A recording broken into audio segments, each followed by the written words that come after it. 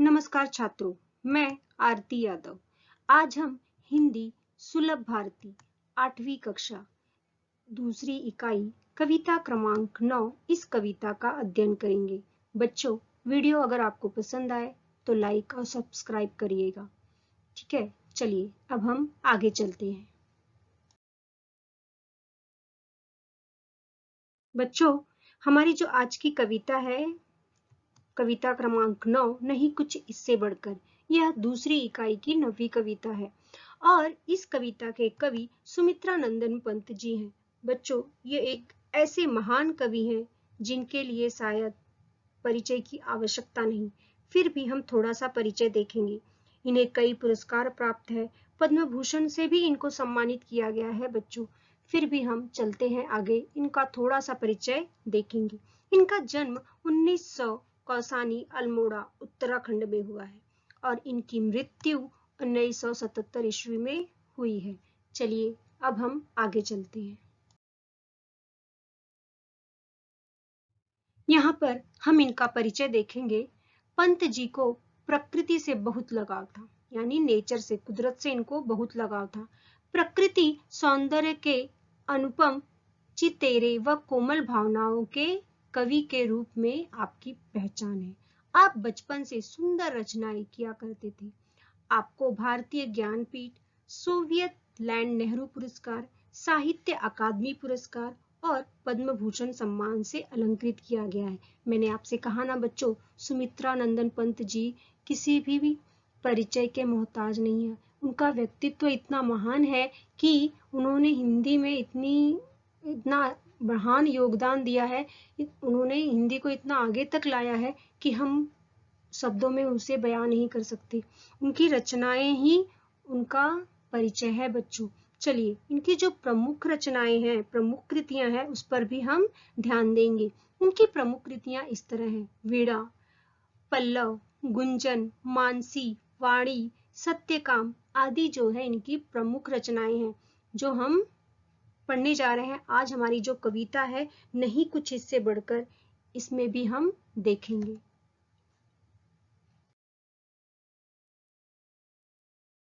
चलिए बच्चों, अब अपनी कविता की तरफ चलने से पहले जो पद्य संबंधी है उस पर हम ध्यान देंगे। पद्य संबंधी यानी जो हमारा पद है, जो हमारी कविता है, उसमें कवि क्या कहना चाहते हैं, कौन सी मुख्य बातें हैं, वो ध्यान देंगे। प्रस्तुत कविता जो है वो क्या है बच्चों? एक गीत है। क्या है?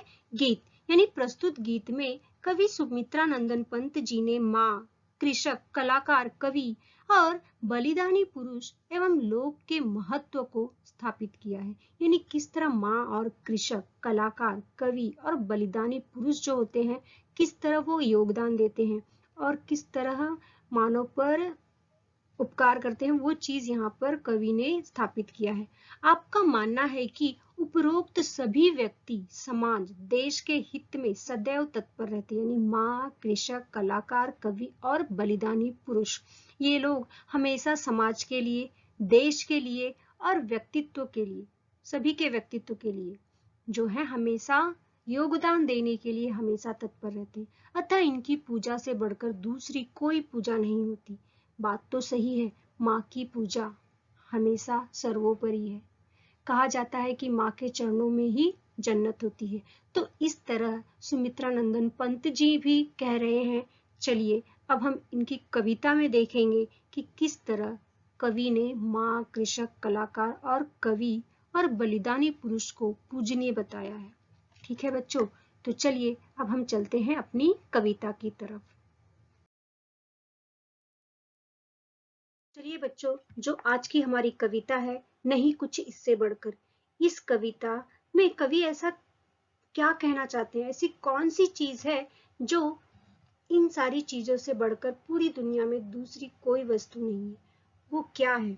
तो कविता की पहली पंक्तियों की तरफ चलते हैं। हमारी पहली पंक्तियां इस तरह हैं: प्रवस वेदना सहजब जननी, प्रवस वेदना सहजब जननी, हृदय स्वप्न निज मूरत बनकर, हृदय स्वप्न निज मूरत बनकर, स्तन्य दान दे उसे पालती, स्तन्य दान दे उसे पालती, पग पग नव शिशु पर ने बिछावर, पग पग नव शिशु पर न्यौछावर, नहीं प्रार्थना इससे सुंदर।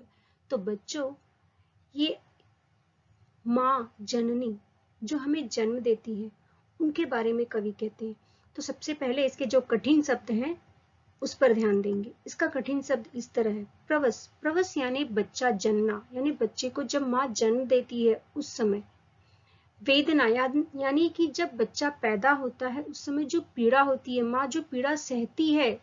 जननी यानी माता, जो माँ हमारे बच्चे को जन्म देते समय जो पीड़ा होती है, जो दर्द होता है, और माँ उसे जब सहती है। निज अपना, निज यानी अपना, मूर्त यानी साकार होकर एक साकार रूप देती है एक बच्चे को जब वो जन्म देती है। स्तन्यदान यानी स्तनपान कराना, जब माँ बच्चे को दूध पिलाती है उस समय। तो इतना सब कुछ दर्द सहकर भी माँ बच्चे को जन्म देती है। यहाँ पर कवि इस पंक्तियों के द्वारा हमें क्या कहना चाहते हैं, क्या बताना चाहते हैं? कवि हमसे कहना चाहते हैं कि जननी जो है प्रवस की गहन पीड़ा सहकर शिशु को जन्म देती है। यानी माता पीड़ा को सहकर बच्चे को जन्म देती है। वह अपने हृदय के सुंदर स्वप्न को मूर्त रूप प्रदान करती है। यानी एक बच्चे को जब माँ पैदा करती है, जब जन्म देती है, उस समय वो कितनी पीड़ा सहती है, फिर भी वो बच्चे को जन्म देती है। उसे अपने उस अंश को वह स्तनपान भी कराती है, अपनी यानी कि अपने बच्चे को वो स्तनपान भी कराती है, और पग पग पर अपने शिशु की देखभाल भी करती है। यानी हर कदम पर माँ बच्चे की देखभाल करती है, अपने शिशु की देखभाल करती है, अपने बच्चे की देखभाल करती है, और उसकी बाल सुलभ किरणाओं पर न्यौछावर हो जाती है। यानी उसके बच्चों की जो छोटी छोटी अटखेलियां होती हैं उस पर वो एकदम न्यौछावर हो जाती है। चाहे कैसी भी, चाहे अमीर आदमी हो चाहे गरीब आदमी हो, माँ माँ होती है, और माँ अपने बच्चे की देखभाल पग पग पर करती है। चाहे कैसे भी वो उसकी सुरक्षा, उसकी रक्षा, उसकी देखभाल हर कदम पर करती है। बच्चे को कब कौन सी चीज की जरूरत होती है, माँ से बेहतर कोई नहीं जानता। यानी माँ हर कदम पर अपने बच्चे की देखभाल करती, हर पग पर वो पग यानी हर कदम पर वो अपने बच्चे की देखभाल करती है, और उसकी छोटी छोटी अटखेलियों पर वो न्यौछावर हो जाती है। तो माता के इस रूप से बढ़कर इस सृष्टि में कोई दूसरा नहीं है। यानी इस पूरी दुनिया में माँ से बढ़कर दूसरा कोई नहीं है, और इसकी प्रार्थना की जाए, यानी माँ की पूजा से बढ़कर कोई दूसरा नहीं है। इसलिए तो कहा जाता है कि माँ के चरणों में ही पूरी दुनिया समाई है। देवलोक हो, स्वर्ग हो, वो भी माँ के चरणों में ही है। इसलिए ऐसा पहले से कहा जाता है, ऐसी कहावत है कि माँ के चरणों में ही स्वर्ग बसा होता है। तो माँ की प्रार्थना से बढ़कर दूसरी कोई प्रार्थना नहीं है, इस प्रकार कवि हमें यहाँ पर कहते हैं। तो हमें माँ की पूजा, माँ की प्रार्थना करनी चाहिए। चलिए अब हम आगे अगली पंक्तियों की तरफ चलते हैं। हमारी जो पंक्तियां हैं वो इस प्रकार हैं। शीत ताप में जूझ प्रकृति से, शीत ताप में जूझ प्रकृति से, बहा स्वेद भू रजकर उर्वर, बहा स्वेद भू रजकर उर्वर, शस्य श्यामला बना धरा को, शस्य श्यामला बना धरा को, जब भंडार कृषक दे भर, जब भंडार कृषक दे भर, नहीं प्रार्थना इससे शुभ कर, नहीं प्रार्थना इससे शुभ कर। तो बच्चों, ये हमारा अगला पद है, और इसमें जो कठिन शब्द है पहले वो देखेंगे। कठिन शब्द इस प्रकार है। शीत ताप, शीत ताप यानी सर्दी गर्मी, चाहे सर्दी हो या गर्मी। स्वेद, स्वेद यानी पसीना बहाना, गर्मी में हमें पसीना आता है ना, स्वेद यानी पसीना बहाना। उसी तरह भूरज, भूरज यानी मिट्टी, मिट्टी की जो उर्वरता होती है, जो मिट्टी है, भूरज मिट्टी। उर्वरक यानी उपजाऊ बनाना, जब किसान जो है मिट्टी को उपजाऊ बनाता है। शस्य यानी नई, कोमल यानी जब कोमल नई पत्तियां आती हैं, नई घास, कोमल जो हरी हरी घास होती है, कभी कभी देखो तो लाल लाल कलर की दिखाई देती है। श्यामला यानी सांवली, हरी भरी, चारों तरफ हरियाली।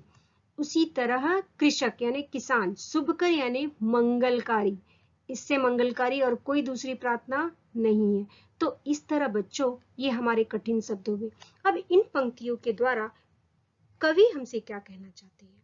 कवि हमसे कहना चाहते हैं, धरती पुत्र कृषक चाहे पौष चाहे माघ का महीना हो, असहनीय शीतल या जेठ के भयंकर ताप को सहता है।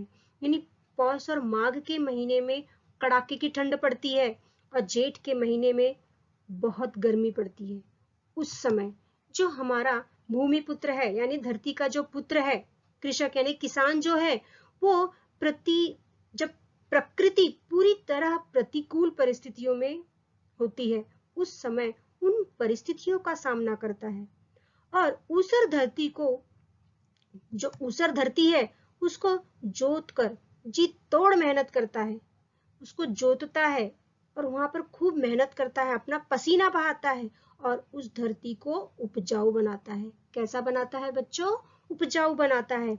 और कृषक दिन रात खेतों में काम करता है, चाहे दिन हो चाहे रात हो, हमेशा वो मेहनत करता है और भूमि को हरी भरी बनाता है। कैसा बनाता है? हरी भरी बनाता है और संपूर्ण संसार के लिए अन्न उपजाता है। यानी पूरी दुनिया के लिए वो खाने के लिए क्या पैदा करता है? अन्न पैदा करता है और अनाज के सबके भंडार को भर देता है। यानी अनाज का जो भंडार है उसको वो क्या करता है? भर देता है। चारों तरफ अनाज के भंडारों को वो भरता है। इस प्रकार वो जी तोड़ मेहनत करता है और कृषक के इसी मंगलकारी रूप से बढ़कर और कोई दूसरी प्रार्थना नहीं हो सकती।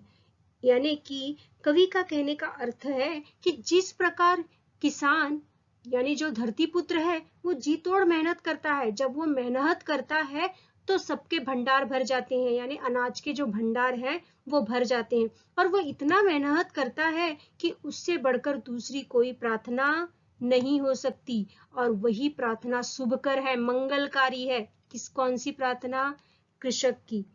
उसके लिए प्रार्थना करना ही सबसे योग्य, यानी उससे बढ़कर प्रार्थना के योग्य और कोई दूसरी चीज नहीं हो सकती। तो इस तरह कवि हमें यहाँ पर कहते हैं। चलो अब हम आगे चलते हैं।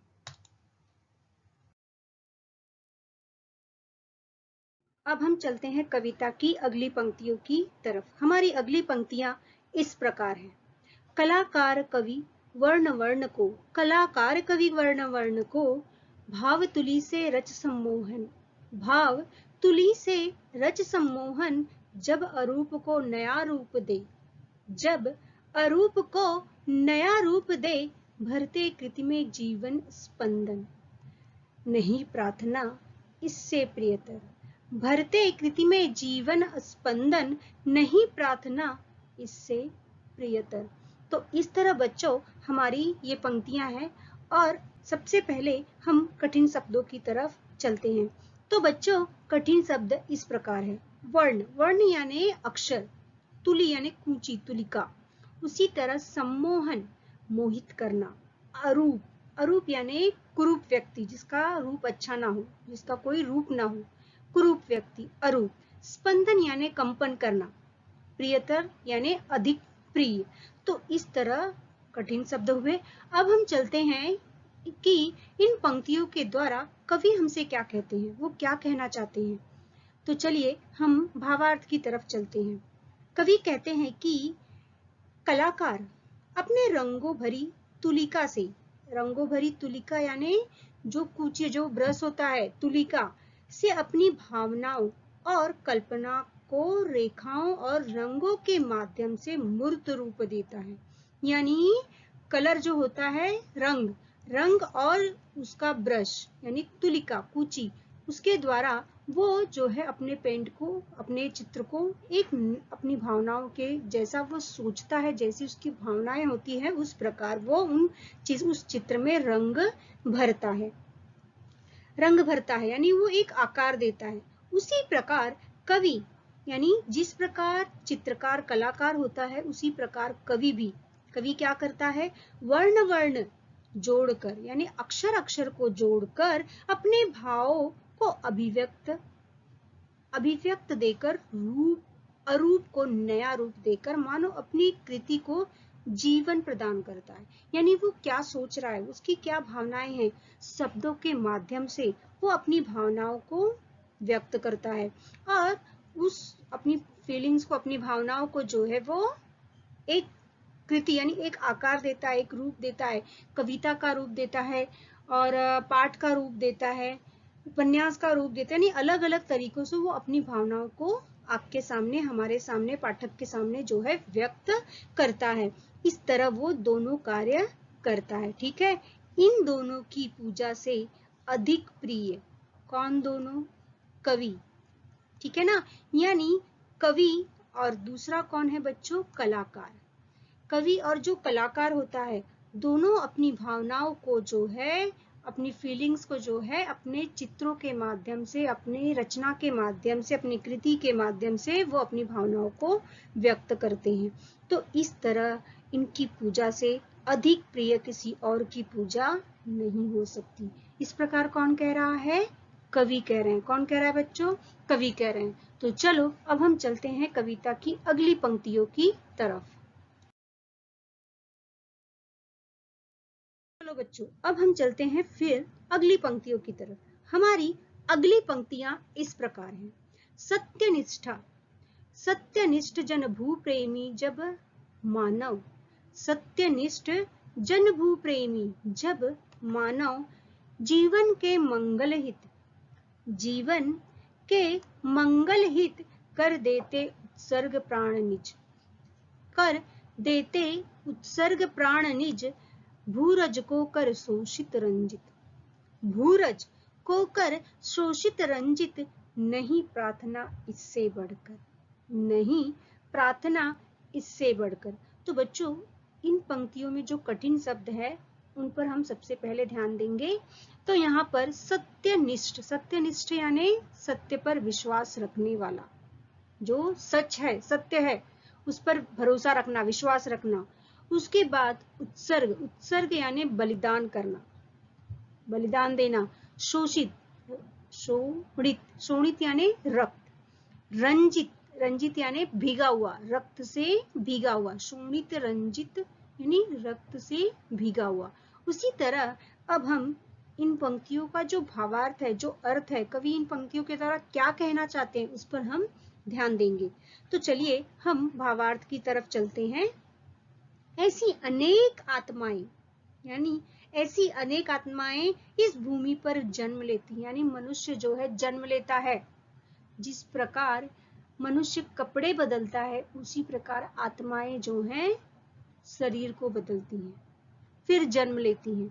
और जिस प्रकार ये आत्माएं जन्म लेती हैं, जो सत्य के पालन और मानव मात्र के मंगल के लिए, यानी जो सच के लिए और मानव के लिए, इंसानियत के लिए अपने प्राण को न्यौछावर करता है, उत्सर्ग कर देते हैं, यानी प्राण को न्यौछावर कर देते हैं, बलिदान करते हैं, यानी इंसानियत के लिए वो अपने प्राण की आहुति देते हैं, उनके लिए, यानी मानव मात्र के मंगल के लिए अपने प्राणों तक को उत्सर्ग कर देते हैं। ये लोग अपने सत्य से भूमि को सींच देते हैं, यानी जिस प्रकार सच के लिए, जिस तरह राम ने रावण को मारा, किस लिए मारा था? सच्चाई के लिए, सच के लिए, जो धर्म था धर्म के लिए। उसी तरह जो इंसान है वो धर्म के लिए, इंसानियत के लिए, जो इंसानियत का धर्म है उसके लिए अगर अपने प्राणों की आहुति देते हैं, तो ये लोग जो आहुति देते हैं वे लोग अपने रक्त से भूमि को सींच देते हैं, यानी अपने रक्त का बलिदान करते हैं। ठीक है, तो सींच देते हैं। उनसे बढ़कर प्रार्थना के योग्य कोई और हो सकता है क्या? यानी उनसे बढ़कर प्रार्थना के योग्य कोई और व्यक्ति नहीं हो सकता।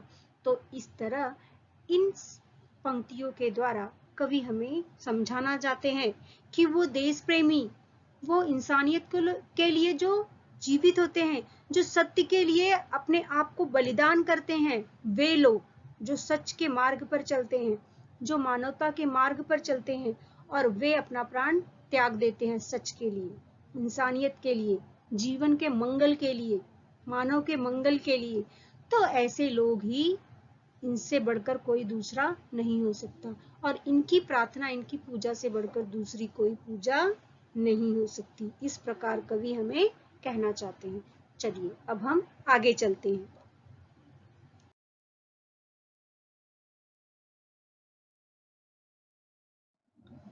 चलो बच्चों, हम कविता की अंतिम पंक्तियों की तरफ चलते हैं।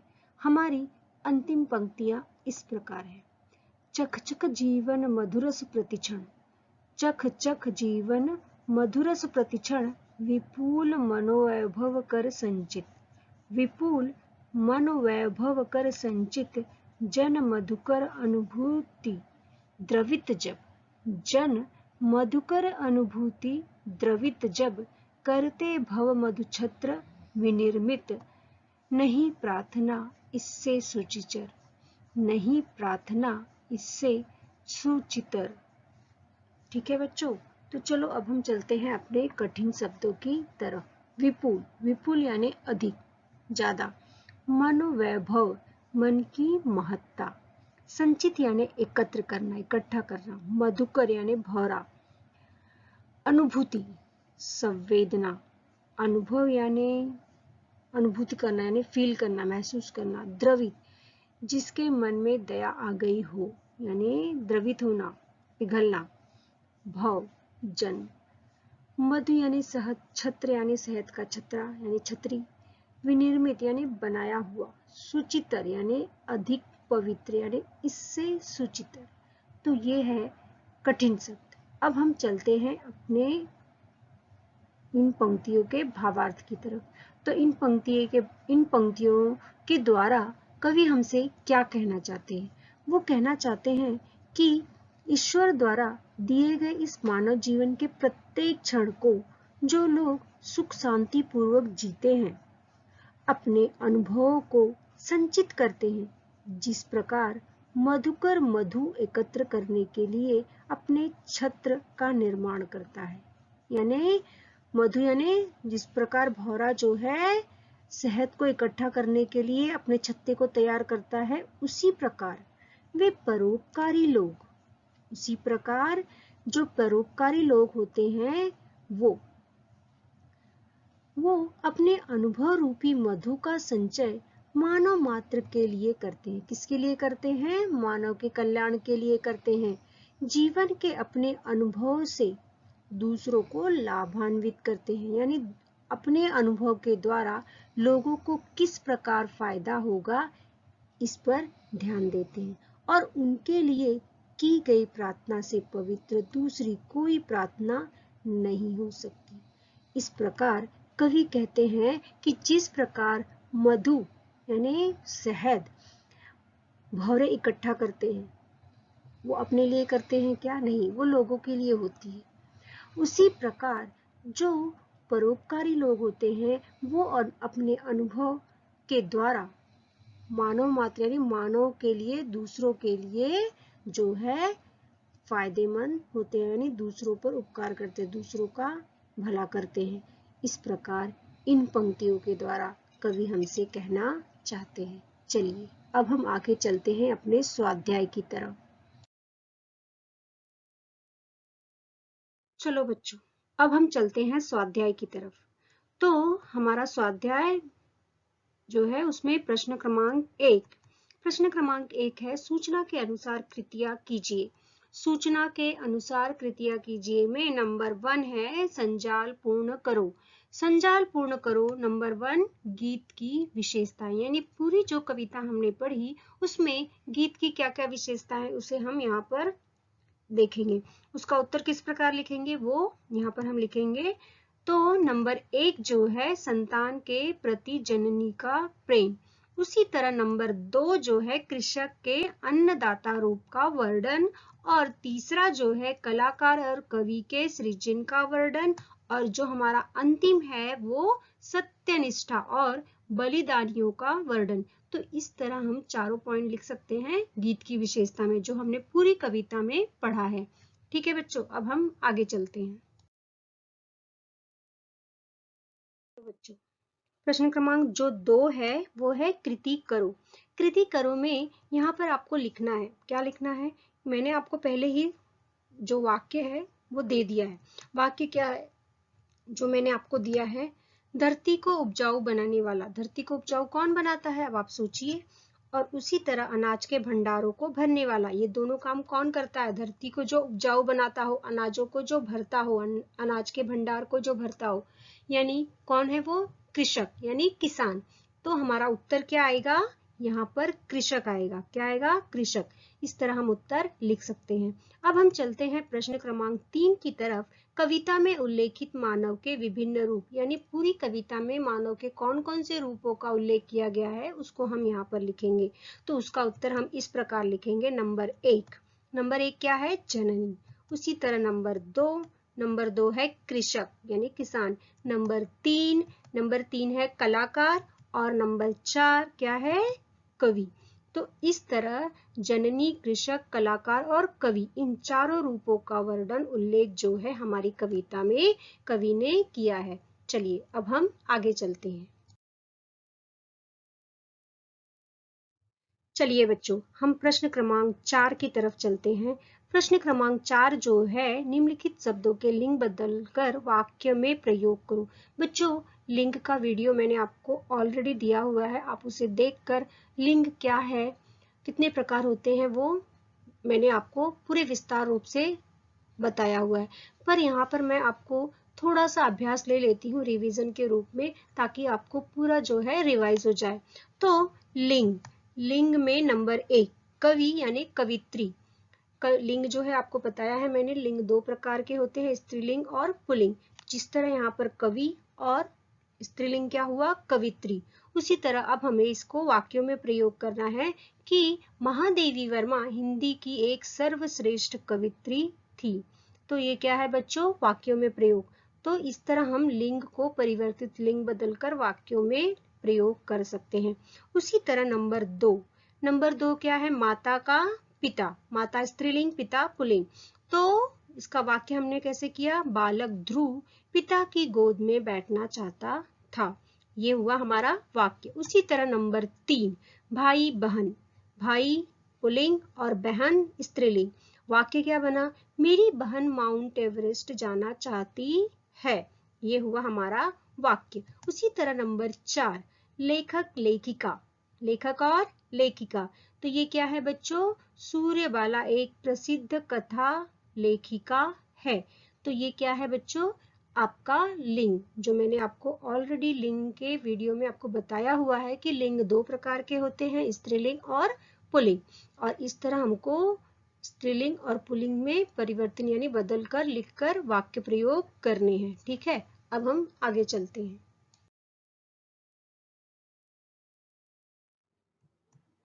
चलो बच्चों अब हम चलते हैं प्रश्न क्रमांक 5 की तरफ। प्रश्न क्रमांक 5 है, निम्नलिखित शब्दों के वचन बदलकर वाक्यों में प्रयोग करो। बच्चों वचन बदलकर लिखना है। वचन जो है व्याकरण का एक भाग है और मैंने इसके पहले ही वचन का वीडियो अपलोड कर दिया है। तो फिर भी हम हल्का सा अभ्यास यहाँ करेंगे। वचन के 2 प्रकार होते हैं, एक वचन और बहुवचन। एक वचन और बहुवचन। एक वचन उसे कहते हैं जहां पर कोई भी एक वस्तु हो, कोई भी एक चीज हो, उसे एक वचन। और अगर एक से अधिक है तो उसे बहुवचन कहते हैं। जैसे मैंने यहाँ पर कुछ उदाहरण दिए हैं वाक्यों के साथ। तो पहला जो वाक्य है, जो पहला शब्द है दुकान यानी दुकानें। तो दुकान एक और दुकानें बहुत सी। और वाक्यों में हमने इसको प्रयोग किया, गोली चलते ही बाजार की सभी दुकानें बंद कर दी गई। ये हमारा वाक्य है। उसी तरह नंबर 2 प्रार्थना प्रार्थनाएं। वाक्य क्या बना बच्चों? मेरी नौकरी के लिए माँ ने न जाने कितनी प्रार्थनाएं की। ये हुआ हमारा दूसरा वाक्य। अब हम चलते हैं तीसरे वाक्य पर, अनुभूति अनुभूतियां।